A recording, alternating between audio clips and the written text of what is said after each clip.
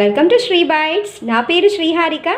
ఈరోజు మనం ఎంతో టేస్టీ, ఎంతో రుచికరమైన వేరుశనగ పలుకులతో చేసుకున్నామండి. వేరుశనగల పలుకుల పకోడీ చాలా సూపర్గా ఉందండి.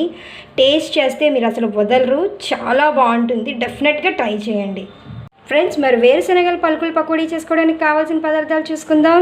ముందుగా ఆయిల్ అండి, డీప్ ఫ్రైకి సరిపడా ఆయిల్ తీసుకోండి. అలాగే వేరుశనగ పలుకులు ఈ గ్లాస్తో ఒక గ్లాస్ తీసుకున్నాను, శుభ్రంగా కడిగి పెట్టుకున్నాను వాటర్ పోసుకొని.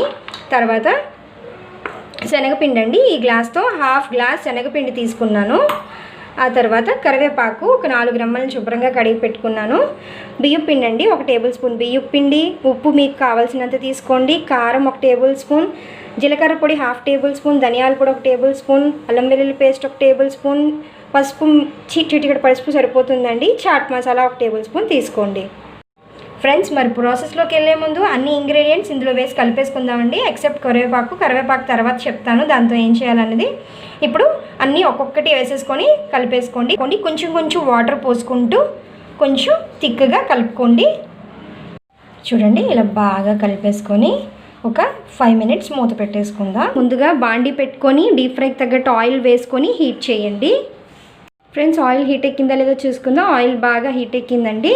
ఇప్పుడు మనం ముందుగా కలిపి పెట్టుకున్న ముద్దని ఇలా తీసుకుంటూ ఆయిల్లో వేసేసుకోండి. చూడండి, ఇలా మొత్తం అన్నీ వేసుకొని బాగా కాగనిద్దాం.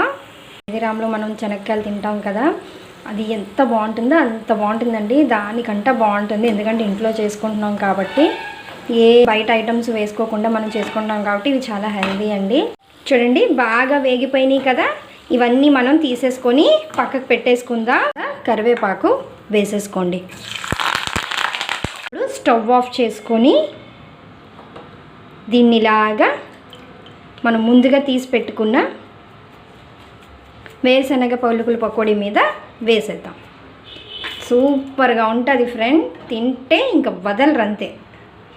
ఫ్రెండ్స్, మరి చూసారు కదా, ఎంతో టేస్టీగా ఉన్న వేరుశనగల పలుకుల పకోడీ రెడీ అయిపోయిందండి. చాలా బాగుంది. డెఫినెట్గా మీరు కూడా ట్రై చేయండి ఫ్రెండ్స్. నా ఛానల్ని సబ్స్క్రైబ్ చేయండి, షేర్ చేయండి, లైక్ చేయండి, కామెంట్స్ కూడా చేయండి ఫ్రెండ్స్. Thank you. నాన్న, అది ఎలా ఉందో తిని చెప్పు.